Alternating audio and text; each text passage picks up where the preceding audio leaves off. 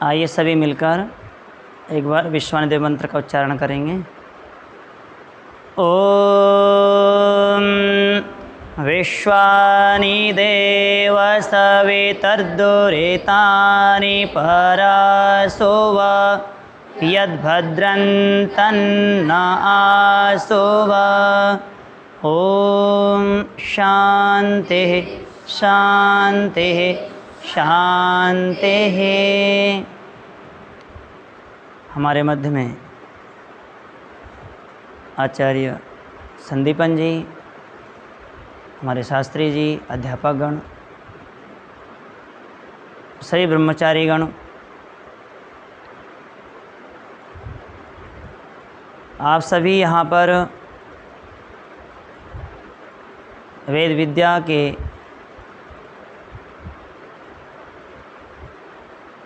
अर्जन के लिए, शास्त्रों को पढ़ने के लिए यहाँ पर आए हुए हैं। जब तक जिस चीज़ का महत्व पता नहीं होता वह व्यक्ति उस पर प्रवृत्त नहीं होता।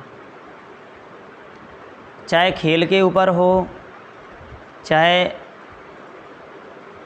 विद्या के ऊपर हो, चाहे आप संस्कृत व्याकरण देख लें, चाहे वेद के मंत्र उच्चारण देख लें, जब तक उस व्यक्ति का या उस पदार्थ का महत्व नहीं जानते उस पर श्रद्धा नहीं बनती, रुचि नहीं बनती व्यक्ति की, ना लगाव बनता।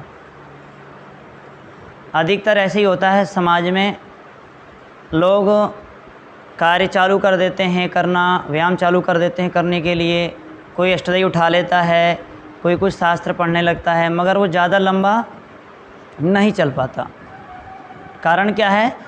उसका वो महत्व ठीक प्रकार से नहीं जानता। थोड़ा थोड़ा सुना, वो पूरा तरह उसको मूल तक नहीं जान पाता। इस कारण से व्यक्ति वो ज़्यादा उसकी रुचि उस वेद विद्या में, उस शास्त्र में, उस खेल कूद में नहीं बन पाती। तो शास्त्रों में कहा है गुणान प्रवृत्ति दोषान निवृत्ति। गुणों को देखकर क्या होता है? हमारा लगाव होता है, प्रवृत्ति बनती है, कार्य करने की क्षमता बढ़ती है और श्रद्धा लगाव पैदा हो जाता है। दोषों को देखकर उस व्यक्ति निवृत्ति होती है, हटते हैं, भाई ये रास्ता ठीक नहीं है, ये रास्ता गलत है, ये रास्ता में जाना ठीक नहीं है, ये दोषयुक्त रास्ता है, इसमें जाएंगे तो हमें दुख मिलेगा, कष्ट मिलेगा, हमारे संस्कार खराब होंगे। तो अनेक प्रकार की वो सोचता है, तो उससे बचने का प्रयास करता है व्यक्ति। इसी प्रकार जब वेद शास्त्र के हम अष्टाध्यायी और इस गुरुकुल परंपरा के महत्व को जानते हैं तो हमारी प्रवृत्ति बनती, रुचि बढ़ जाती, बहुत तीव्र बन जाती है। आपने सभी ने अष्टाध्यायी सुना होगा, कर भी रहे हैं विद्यार्थी। कोई विद्यार्थी अष्टाध्यायी को 3 महीने में कर देता है, कोई 6 महीने में करता है, कोई साल में कर पाता है, कोई साल में भी नहीं हो पाती, 2 साल में, 3 साल में, किसी को पूरे जीवन लग जाता है, अष्टाध्यायी नहीं कर पाते। कारण क्या है? उसके पीछे वो कहीं ना कहीं उसके महत्व को कम जानता है, वो उस विद्या के महत्व को कम समझता है। इस कारण से उसका लगाव कम बन पाता है, श्रद्धा कम बन पाती है। विद्या को महत्व कहें, शास्त्रों में यहाँ तक कहा कि सर्वेषां दानानां, सभी दानों में कौन सा दान बढ़िया है, विशेष है? ब्रह्मदान विशिष्यते। वेद विद्या का दान विशेष है। अब विद्या कैसी हमारी?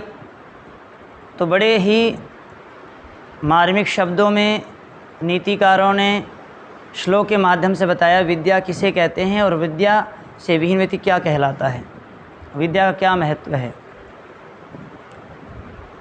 तो श्लोक भर्तृहरि जी ने लिखा है कि वेद विद्या के बारे में, विद्या नाम नरस्य रूपमधिकं प्रच्छन्न गुप्तं धनं विद्या भोगकरी यशः सुखकरी विद्या गुरूणां गुरु विद्या बन्धुजनो विदेशगमने विद्या परा देवता विद्या राजसु पूज्यते न तु धनम विद्या विहीनः पशु। कि जो विद्या रूपी जो धन है ये हमारा गुप्त धन है। हमारा धन संपत्ति, मकान, बंगला भाई भाई बटा लेते हैं, गाड़ी बढ़ जाती है, संपत्ति सब बढ़ जाती है, परंतु जो गुप्त धन हमारा विद्या है, विद्या भाई भी नहीं बंटवा सकता, कोई छीन सकता है इसको। ये बहुत विशेष धन है हमारा। और जब हम विदेश में जाते हैं, यात्रा में होते हैं, तो कौन हमारा साथी होता है, कौन हमारा मित्र होता है? तो हमारा विद्या ही साथी होती है। ज्ञानवान पुरुष ही वो कर पाता है। वहाँ कोई साथ नहीं देता। व्यक्ति की बुद्धि ही, विद्या ही काम आती है वहाँ पर, में जो क्या करना, कैसे आगे निकलना, कैसे आगे बढ़ना है। इसलिए कहा कि जब हम विदेश में जाते हैं, विदेश गमन में, तो हमारा विद्या वहाँ पर क्या हमारी क्या होती है? मित्रवत कार्य करती है। और जो विद्वान व्यक्ति है, कहा कि राजा राज्यम पूज्यते विद्वान सर्वत्र पूज्यते। राजा तो अपने राज्य में ही पूजा जाता है, मगर विद्वान सर्वत्र, सब जगह उसकी पूजा होती है। जब गुरुकुल से स्नातक निकलते थे तो कहा कि राजा को भी स्नातक के सम्मान करने के लिए बाहर आना पड़ता था। राजा भी उसका सम्मान करता था कि हमारे यहाँ गुरुकुल से कोई स्नातक पढ़ के आया गांव में या राज्य में, उसका सम्मान होता था बड़े गाजे बाजे के साथ और बड़े विद्वानों के द्वारा सम्मानित वहाँ स्नातक किया जाता था। स्नातक को राजा करता था, क्योंकि यहाँ पर विद्या का महत्व है। विद्या को भार ज़्यादा, विद्या का भार ज़्यादा है। और जिसके पास विद्या नहीं है वो कैसा है? विद्या विहीना पशु। विद्या से विहीन व्यक्ति किसके समान, किसके तुल्य बताया है? पशु के समान। और भी कहा शास्त्रों में, येषाम न विद्या न तपो न दानम ज्ञानम न शीलम न गुणो न धर्मः ते मर्त्युलोके भूभार भूता मनुष्य रूपेण मृगाश्चरन्ति। जिसके जीवन में कोई विद्या नहीं है, कोई गुण नहीं है, कोई शीलता नहीं है, न तप है न दान है, वो व्यक्ति कैसा है? वो इस पृथ्वी में भार रूप है, हिरण के समान विचरण करता है। जिस प्रकार से हिरण किसी काम नहीं आते, इसी प्रकार ये मनुष्य, विद्या विहीन मनुष्य, विद्या विहीन पुरुष कैसा है? इस भूमि में भार रूप है, वो भार के समान है। महर्षि मनु ने यहाँ तक कहा कि जो व्यक्ति धर्म से हीन हैं, और धर्म वही व्यक्ति कर सकता है जो विद्यावान है, जो जानकार है, सत्य ज्ञान उसके अंदर जीवन में है, कोई व्यक्ति धर्म कर सकता है। हम में और पशु में कोई अंतर है क्या? है, अंतर है ना? तो क्या कहा है? आहार निद्रा भयमैथुनञ्च सामान्यमेतत् पशुभिर्नराणां धर्मो हि तेषाम् अधिको विशेष धर्मेण हीना पशुभिः समानः। कहा कि हम में और पशु में अंतर इतना ही है। यदि विचार करके देखें, आहार निद्रा ब्रह्मचर्य, आहार निद्रा भय मैथुन, हम भी खाते हैं, पशु भी खाते हैं, पशु भी सोते हैं, हम भी सोते हैं, कोई अंतर इसमें? अंतर नहीं है। डरते वो भी, हम भी डरते हैं। डरते हैं आप लोग? नहीं डरते? डरते हो ना? संतान पशु भी पैदा करते हैं, मनुष्य भी पैदा करता है। चारों में कोई अंतर लगा आपको? चार चीज़ों के अंतर है क्या? हम में और पशु में चारों चीज़ें हमारी बराबर घटती है, परंतु क्या कहा शास्त्रों में? मनुष्य और पशु में इतनी अंतर है कि मनुष्य धर्म करता है, वेद शास्त्रों का ज्ञान लेता है, पशु ये काम नहीं कर सकते। और यदि हम धर्म ही छोड़ दिए, धर्म को ही भूल गए, तो हम भी किसके समान हो जाएंगे? पशु के समान हो जाएंगे। तो इसलिए कहा कि विद्या विहीन पशु भी समान। जो विद्या से विहीन व्यक्ति है वो पशु के समान है। विद्यावान व्यक्ति ही कुछ कार्य कर पाता है, धर्म कर पाता है। लोग तो बहुत सारे कर्म करते हैं सुबह से लेकर शाम तक, मगर वो अधर्म भी करते हैं। अधिकतर अधर्म ज़्यादा करते हैं, धर्म कम कर पाते हैं। और हमारे पास विद्या रूपी धन ऐसा है, धन है जो कोई चुरा नहीं सकता। न चोरहार्यम न च राजहार्यम न च भ्रातृभाज्यम न च भारकारी व्यये कृते वर्धते व नित्यम विद्याधनम सर्वधनम प्रधानम। अर्थात जो धन सोना चांदी है आप छोड़ दो खुले यहाँ पर बाहर, कोई ना कोई उठा के ले जा लेगा। ले जा लेगा। पात्र छोड़ दें, चांदी के पात्र आप इस साल में छोड़ दें, बाहर का नहीं आएगा। हम में से कोई ऐसा व्यक्ति ले जा लेगा जिसने कभी धर्म के बारे में नहीं सुना है, चोरी के बारे में नहीं सुना, बस उठा के ले चला। बाहर का व्यक्ति तो डरता होगा ना अंदर आने से। कोई व्यक्ति उठा के वो चीज़ ले जाता है, किसी उठा लेता है, रख लेता है, अंदर ही वाले कर लेते हैं। तो जो धन है बाहर का, जो भी धन है, सोना चांदी कपड़े लत्ते आदि आदि सब चीज़ें तो चोर चुरा सकता है। भाई मैंने बताया था भाई बंटवा सकता है संपत्तियों को, और राजा भी छीन सकता है। ज़्यादा संपत्ति आपकी हो गई तो राजा भी ले सकता है आपसे। और धन है, संपत्ति ज़्यादा होगी तो भार बना रहेगा।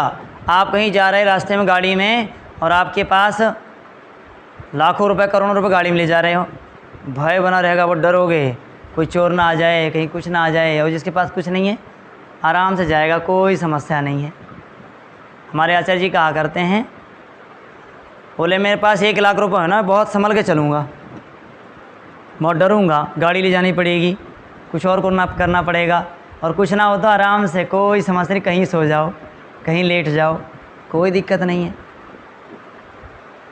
तो और जो धन है वो भार बन जाता है, व्यक्ति को भार बना रहता है। ये धन कोई चोरी करके ना ले जा ले, कोई सामान है चांदी के पात्र यहाँ से कोई लेकर ना चला जाए, ये बढ़िया पुस्तक है, ये मोबाइल बढ़िया है, कोई यहाँ से लेकर ना चला जाए। मगर जो विद्या रूपी धन है ना, ये क्या होता है ना, भार होता है हमारा। बोझ लगता है आपको कहीं?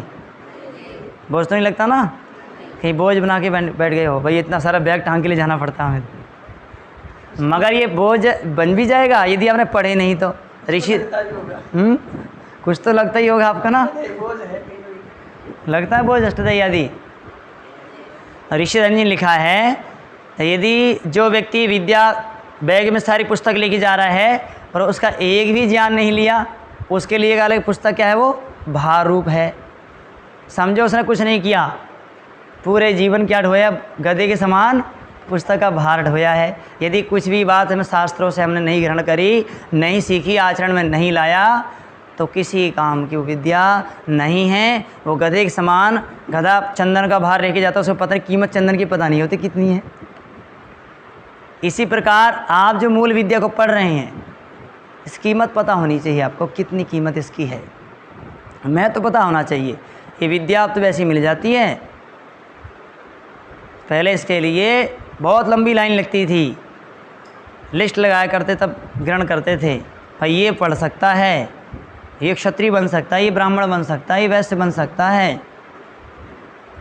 ऐसे विचार करके लिया करते, बुद्धिमान विद्यार्थियों को लिया करते थे। अभी भी ऐसे कई गुरुकुल हैं जहाँ पर लिस्ट लगाई जाती है, जहाँ 200 बच्चे एडमिशन के लिए आते हैं, वहाँ 20 बच्चे लिए जाते हैं। तो हमारा अपना सौभाग्य है क्या नहीं कि हम कोई लिस्ट नहीं, भी चलो जो भी आए चलो पढ़ाएंगे, इनको मेहनत कराएंगे। आचार्य कितना परिश्रम करते हैं आपके प्रति, चलो भाई आगे विद्यार्थी बने, देश राष्ट्र समाज का कार्य करें, इस संस्कृति रक्षा करें, गुरुकुल की रक्षा करें, आर्ष पद्धति को, आर्ष प्रणाली को बचाएं, आर्ष पद्धति को बचाएं। कितनी मेहनत पुरुषार्थ कर रहे रात दिन आपके लिए। तो जो और जीव धन हैं वो सब भार रूप लगता है, मगर जो विद्या है, और धन कहते हैं ना खर्च करने पर, हमारे पास 100 रुपये है, 1000 रुपये है, तो खर्च करेंगे तो कम होते रहेंगे, नहीं होते रहेंगे। मगर विद्या रूपी धन ऐसा है, ये आप पढ़ाओगे, किसी को बताओगे, ये कम नहीं होगा, बढ़ जरूर जाएगा, कई गुना बढ़ जाएगा। असली पढ़ाई तो जब पढ़ाओगे आप किसी को, असली पढ़ाई तो वहाँ होती है। हाँ भाई, अब असली पढ़ाई मेरी होती है। तो इसलिए उस विद्या के महत्व को समझकर हमें मेहनत पुरुषार्थ करना चाहिए। बिना मेहनत के, बिना पुरुषार्थ कुछ भी काम सफल नहीं होता है, मेहनत ही करनी पड़ती है। आपने सबने श्लोक पढ़ा होगा, उद्यमेन ही कार्याणि सिद्ध्यन्ति न मनोरथैहि ना ही सुप्त सिंहस्य मुखे मृगाः। उद्यमेन ही, उद्योगी पुरुषार्थी व्यक्ति ही कार्य को सिद्ध कर पाता है, और मन में मनोरथ करने वाला व्यक्ति कभी कार्य को सिद्ध नहीं कर पाता। जैसे सोते हुए शेर सोचता रहे कि मेरे मुख में हीरा ना जाए, बिना शिकार किए, बिना मुंह खोले, बिना मेहनत करे। आ सकते हैं कि शिकार उसके मुंह में नहीं आ सकता। इसी प्रकार हमें विद्वान बनना है, हमें देव पुरुष बनना है, तो बहुत मेहनत करनी पड़ेगी, पुरुषार्थ करना पड़ेगा। और जवानी में बल बहुत होता है, जवानी में यही उम्र होती है याद करने की, रटने की और स्मरण शक्ति बढ़ाने की, यही उम्र आपकी। इसके बाद तो फिर जो आपने किया ना वही चलता है। प्रथमे नार्जिता विद्या, द्वितीय नार्जितम धनम और तृतीय नार्जितम पुण्यम, चतुर्थे किम करिष्यति। प्रथम अवस्था में, ब्रह्मचर्य अवस्था में आपने वेद विद्या ग्रहण नहीं किया, ज्ञान बुद्धि नहीं बढ़ाए, विद्वान नहीं बने आप, तो तृतीय अवस्था में क्या करोगे? कुछ नहीं कर पाएंगे, ना कमा पाओगे, ना खर्च कर पाओगे, ना परोपकार कर पाएंगे, आप कुछ भी नहीं कर पाओगे। इसलिए कहा कि जिस व्यक्ति की, जिस विद्यार्थी की प्रथम अवस्था अच्छी ब्रह्मचर्य अवस्था होती है, अच्छी होती है, अच्छी गुजरी है मेहनत पुरुषार्थ से, और सत्य विद्या को लेकर उसने आगे बढ़ाया है, मेहनत करी है, तो उसका दूसरा जो है अवस्था जो है वो अच्छी हो जाती है। जब दूसरी अवस्था अच्छी होती है, धर्मपूर्ण अर्थ कमाता है वो, फिर वो परोपकार भी करता है, दान भी देता, किसी को अच्छे कार्यों में लगाता अपने धन को। नहीं तो करोड़ों व्यक्ति कितने कहाँ पैसे लगाते हैं, लाखों रुपए तो नाच गानों में दे देते हैं। गांव में कोई नाच गाने वाले आ जाएं तो वहाँ वो लाखों रुपए निकाल कर दे देते हैं। कहाँ, जहाँ विद्यालय चल रहे हैं, जहाँ विद्या पढ़ाई जाती है, शास्त्र उक्त जीवन उनका होता है, जहाँ दिनचर्या आचरण व्यवहार सिखाए जाते हैं, वहाँ पर दे के राजी नहीं है। कहाँ देंगे वो? नाच गाने में, टीवी में, इसमें और दुनिया वाली चीज़ों में खर्च कर देंगे, भौतिक चीज़ों में, मगर इसमें खर्च नहीं कर पाते। तो वही कर पाएगा जो व्यक्ति ब्रह्मचर्य अवस्था में बहुत मेहनत पुरुषार्थ किया हो, अच्छी मेहनत करी हो, वही व्यक्ति ठीक पर धर्मपूर्ण अर्थ कमाएगा। और फिर अर्थ कमा के फिर वो क्या करेगा? वो फिर दान भी करेगा, और फिर उसकी चतुर्थी अवस्था में जो होगी संन्यास अवस्था में उसको पुण्य मिलेगा। भाई उसका जो पुण्य मिलेगा, आनंद, सुख, बिल्कुल धैर्य, तपस्या, हर प्रकार से उसको आनंद आएगा। इस प्रकार से हमें महत्व विद्या का जानना चाहिए। आपकी जो अवस्था है बहुत अच्छी अवस्था है। मैं आप बताना चाहूँ, इतिहास में ऐसे उदाहरण हैं कि 15-15 साल की उम्र में देश राष्ट्र के लिए बच्चे फांसी में लटक गए, 14-14 साल की उम्र में, और धर्म नहीं छोड़ा अपना, छोटी जनेऊ नहीं छोड़ी। धर्मवीर हकीकत राय है, धर्म परिवर्तन नहीं किया उसने कभी। राजगुरु सुखदेव है, छोटी उम्र में देखो देश राष्ट्र के लिए मर गए। वो अमर है आज, उनको अमर शहीद कहते हैं, अमर बलिदानी कहते हैं। हम भाई तो मर गए, बस क्या कहते हैं उनको? अमर कहते नहीं, कहते अमर हो गए। वो आज भी हमारे हृदय में बसते हैं, आज हम उनका नाम लेते हैं। दो ही मान विभूति हुई हमारी, एक तो है मूल शंकर, मूल शंकर जानते हैं आप, ऋषि दयानंद जी। दूसरे कौन हुए हैं?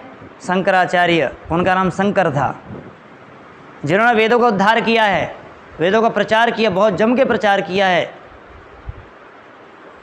सभी शास्त्र वेद बिल्कुल इतना प्रचार कर दिया था। दक्षिण भारत में आज भी जो परंपराएं बची वेदों की, शास्त्रों की पढ़ने पढ़ाने की, कारण क्या है? वो शंकराचार्य जी के कारण है।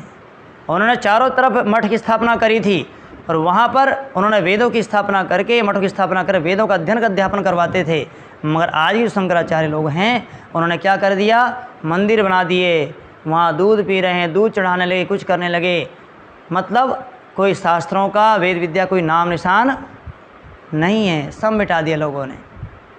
और दूसरे हमारे ऋषि दयानंद जी हुए हैं, जिन्होंने इस देश को बचाने की जो आज क्रांति जो करी है, जो क्रांति मचाई है, आज जो युवा हमारे जो क्रांतिकारी हैं, चाहे राम प्रसाद बिस्मिल है, चाहे चंद्रशेखर आज़ाद है, चाहे नेता सुभाष चंद्र बोस है, वीर सावरकर हैं, भगत सिंह है, सारे क्रांतिकारी कोई आज उनको देखे जीवनी पढ़ें तो कहते हैं कि मुझे कोई आज क्रांति की प्रेरणा देने वाले कोई है, वो कौन है? महर्षि स्वामी दयानंद जी महाराज हैं।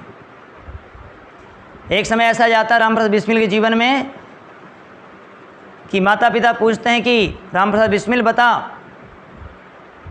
तो आर्य समाज छोड़ेगा या घर छोड़ेगा? तो क्या कहा था राम प्रसाद बिस्मिल ने? मैं घर छोड़ सकता हूँ, मगर आर्य समाज और दयानंद को कभी नहीं छोड़ सकता। ऐसे महान क्रांतिकारी महान पुरुषों ने इस वेद विद्या की, इस देश की रक्षा करी है और हम उनके वंशज हैं। हमें भी इस राष्ट्र की रक्षा करने के लिए जागरूक होना चाहिए, हमें जागते रहना चाहिए। इसलिए कहा, वेद में कहा, यो जागरा तम ऋचा कामयन्ते, जो जागता है उन्हीं की ऋचाएँ कामना करती, वही व्यक्ति कुछ कर पाता है, उसी कामना पूर्ण होती है। इसलिए जागरूक होना है, पुरुषार्थ मेहनत करना है, वेद विद्या को महत्व को जानना है। और बिना विद्या के सुख नहीं मिल सकता, बिना विद्या के सुख नहीं मिल सकता। ना विद्यया विना सौख्यम नराणाम जायते ध्रुवम अतो धर्मार्थ मोक्षेभ्यो विद्याभ्यासम समाचरेत। क्या लिखा ऋषि दयानंद जी व्यवहार भानु में कि मनुष्य को निश्चल सुख तो विद्या से मिलेगा, बिना विद्या के सुख निश्चल नहीं मिल सकता। इसलिए धर्म अर्थ काम मोक्ष सिद्धि के लिए हमें क्या करना चाहिए? वेद विद्या का अध्ययन अध्यापन करना चाहिए, पढ़ना पढ़ाना चाहिए, रक्षा करनी चाहिए, तब जाके हम सुखी हो पाएंगे, तब हम राष्ट्र रक्षा कर पाएंगे। आप विद्या चाहते हैं? सभी चाहते हैं? तो विद्यार्थी को क्या छोड़ना पड़ता है? हाँ, क्या छोड़ना है? सुख छोड़ना है। सुखार्थिना कुतो विद्या कुतो विद्यार्थिना सुखम, सुखार्थी वा त्यजेत विद्याम विद्यार्थी वा त्यजेत सुखम।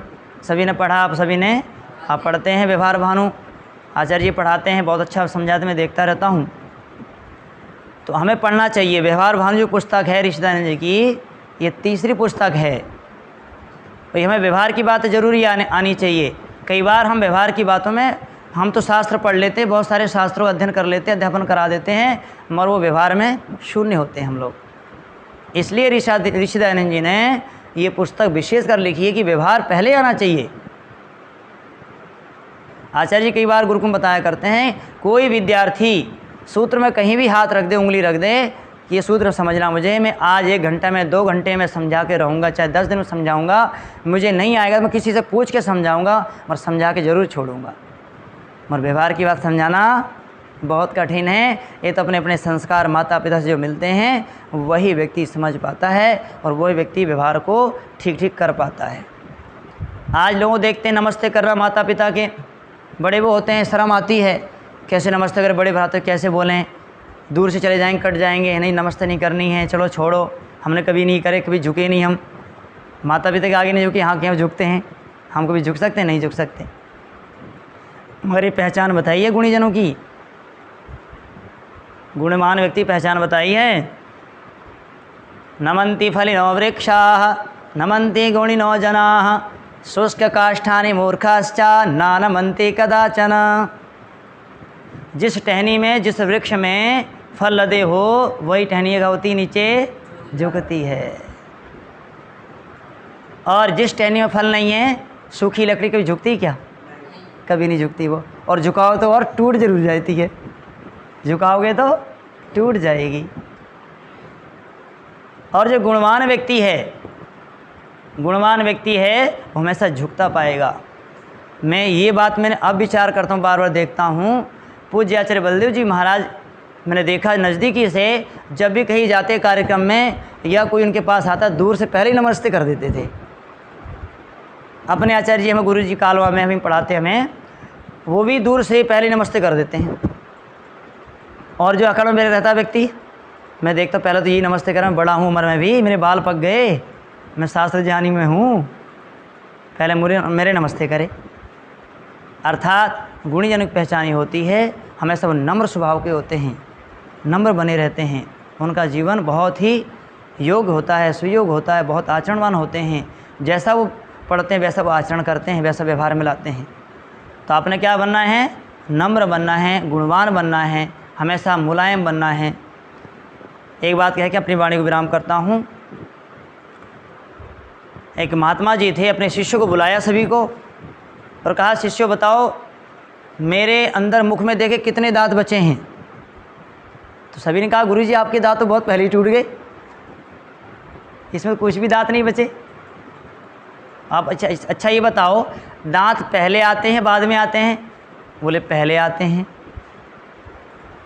और पहले टूट जाते हैं। तो जबकि ऐसा होना चाहिए कि जो पहले आए वो पहले जाए और जो बाद में आए वो बाद में जाए। अच्छा जीवा बताओ, जीवा हमारे अंदर ना जो बहुत मुलायम है, जो शब्द बोलने के साधन है हमारा ये, तो ये पहले आती है कि नहीं आती है, बाद में आती है? और कब जाती है? सबसे बाद में रहती है। सबसे बाद में जाती नहीं जाती, वो भी बाद जाती, साथ में रहती है वो। और दांत पहले आते हैं, बाद में आते हैं और पहले चले जाते हैं। कारण क्या है?